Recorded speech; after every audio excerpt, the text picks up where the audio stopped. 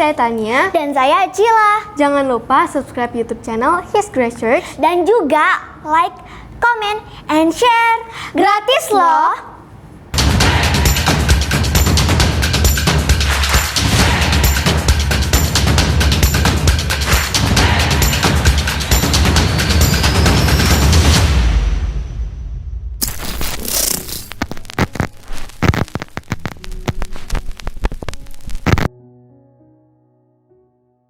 Berbicara mengenai kasih, Alkitab banyak sekali mengajarkan. Banyak ayat-ayat yang Anda bisa temukan. Tapi untuk saat ini saya ingin bagikan pesan atau nilai atau pelajaran apa yang kita bisa dapat dari Amsal 4 ayat 23. Jagalah hatimu dengan segala kewaspadaan, karena dari situlah terpancar kehidupan. Nah, bahasa Indonesia masa kininya ini agak berbeda, tapi ini mungkin bisa kita belajar bersama-sama.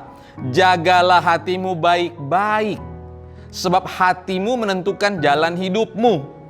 Jadi pesannya adalah ketika kita bisa menjaga hati, ketika kita waspada, ketika kita bisa memanage, mengontrol hati kita, menjaga sikap hati kita, akan terpancar kehidupan. Akibatnya akan mengalir kehidupan. Sebab itu jaga baik-baik. Nah, untuk hidup dalam kasih, penting untuk paham hal ini. Karena ternyata di Galatia 5 ayat 22 dan 23, kalimat pertamanya itu kasih. Tetapi buah roh ialah kasih, sukacita, damai sejahtera, kesabaran, kemurahan, kebaikan, kesetiaan, kelemah lembutan, dan penguasaan diri. Tidak ada hukum yang menentang hal itu. Di Galatia 5 ayat 22 bahasa Indonesia masa kini, lebih jelas lagi saudara. Sebaliknya kalau orang-orang yang dipimpin oleh roh Allah, hasilnya ialah mereka saling mengasihi. Mereka gembira, mereka mempunyai ketenangan hati. Mereka sabar dan berbudi, mereka baik terhadap orang lain, mereka setia, mereka rendah hati, dan selalu sanggup menguasai diri. Dampak orang yang tidak hidup dalam kasih, yang pertama, hidupnya dimulai dengan kata mudah atau gampang. Hidupnya dimulai dengan kata mudah atau gampang, kemudian kata berikutnya. Contohnya seperti ini, gampang tersinggung, mudah tersinggung, mudah emosi, dan masih banyak lagi Bapak Ibu.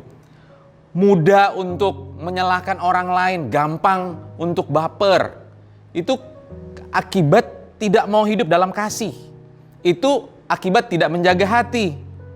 Nah, masih banyak contoh yang lainnya.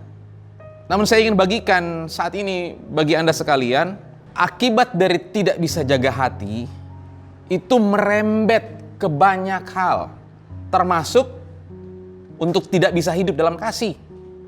Dan akibat dari tidak hidup dalam kasih mengakibatkan tidak ada kehidupan yang dipancarkan, yang dibagikan. Malah hanya jadi batu sandungan. Orang yang tidak bisa hidup dalam kasih bisa dipastikan hatinya itu penuh dengan kebencian. Hatinya itu penuh dengan kecewa, bahkan mungkin amarah, penuh dengan sakit hati. Orang tersebut bermasalah dan perlu disembuhkan. Bukan hanya didoakan, perlu didampingi. Nah, orang-orang seperti itu mulut dan hati gak sinkron. Hidupnya gak jadi berkat. Bahkan bisa membuat banyak orang tersandung dan kecewa. Ini masalah. Orang yang hidup dalam kasih, apa benefitnya? Apa keuntungannya sih? Kan pertanyaannya seperti itu.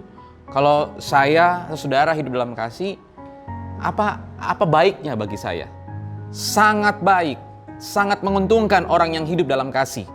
Karena orang yang hidup dalam kasih kan bisa menjaga hatinya, menjaga sikap hidupnya, menjaga apa yang dia sampaikan, apa yang dia katakan, menjaga nilai-nilai kekristenan yang dia hidupi. Nah, orang tersebut adalah seperti yang Galatia 5 ayat 22-23. Saya ulangi kalimat ini, saya baca dengan bahasa Indonesia masa kini. Sebaliknya, kalau orang-orang dipimpin oleh roh Allah, hasilnya ialah mereka saling mengasihi. Maksudnya adalah, kalau orang yang hidup di dalam Tuhan, orang yang hidup dalam kasih karunia, orang yang hidup di dalam His Grace, anugerah, itu hidupnya nggak sembarangan. itu hidupnya bisa memberi dampak besar bagi orang lain, bagi orang sekitar, bagi komunitas, bagi gereja, bagi siapapun juga. Karena kemana-mana dia menghadirkan kasih, dikelilingi oleh banyak orang dengan positive thinking. Orang-orang yang terus bergerak dengan pimpinan Tuhan. Itu orang-orang yang hidup dalam kasih. Nah, kasih adalah buah pertama di ayat ini. Buah roh yang pertama adalah kasih. Dan ditutup dengan pengendalian diri atau menguasai diri. Artinya untuk hidup dalam kasih, benefitnya sederhana. Jaga hati dan kuasai diri. Langkah selanjutnya yang harus kita lakukan adalah bagikan kasih itu. Nah, kalau membagikan kasih itu berarti kita harus terus setiap saat menjaga kasih itu. Menjaga kasih itu adalah menjaga hati. Karena ketika kita bisa menjaganya, kita bisa memanage dengan baik sikap hati kita, keadaan hati kita, atau sering-sering anak zaman now bilang mood, jaga DP mood, jaga moodnya, itu jaga hati, termasuk menjaga pikirannya. Kita harus dikelilingi oleh orang-orang yang sama. Kembali lagi, bukan pilih-pilih teman, tetapi John Maxwell bilang untuk punya pengaruh, untuk membawa kita kepada pengaruh yang luar biasa, pengaruh positif. Kita bisa terupgrade nilai-nilai kehidupan, apalagi nilai-nilai Kristus di dalamnya. Cari 10 orang yang terdekat denganmu. Kita bisa bergaul dengan siapa saja, tetapi orang-orang terdekat saudara yang akan mampu untuk bersama-sama dengan saudara, itu saling berbagi, saling menguatkan, saling memperlengkapi, supaya kita mampu untuk hidup dalam kasih setiap saat. Jadi, jaga hati, dari hatimu akan terpancar kehidupan. Dampaknya itu besar bagi orang di sekitar saudara dan bagi banyak orang. Orang yang hidup dalam kasih berarti dia bisa sabar. Dia bisa apa lagi saudara? Dia bisa sukacita, ada damai sejahtera, ada kemurahan, ada kebaikan, ada kesetiaan, ada kelemah lembutan. Dan ditutup dengan kalimat ini, penguasaan diri.